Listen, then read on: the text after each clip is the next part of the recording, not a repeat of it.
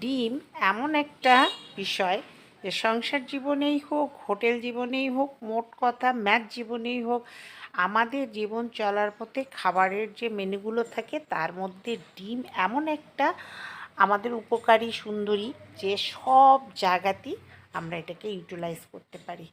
তো ডিমালা মামাদের মতন আজকে একটু ডিম ভাজা ট্রাই করলাম। পুরোপুরি 100% সাকসেস হয়নি, তবে আরেকদিন করলে বুঝতে পারবো। তবে খেতে কিন্তু ভীষণ ভালো লেগেছে, বেশ আলাদা একটা টেস্ট পাওয়া গিয়েছে। কিছুটা অন্যরকম মশলা দেওয়া ছিল, কিংবা পেঁয়াজ মরিচ মেখে যেভাবে আমরা করি সেটা না করে আগে পেঁয়াজ মরিচ একটু বেরেস্তার মতন করে নিয়ে যে করা, যেটাই হোক তাদের মতো করে একটু করার চেষ্টা করেছি। করে দেখলাম 100% সাকসেস। মানে উম, মানে পিঠাটা তৈরি না হতে পারলেও স্বাদটা কিন্তু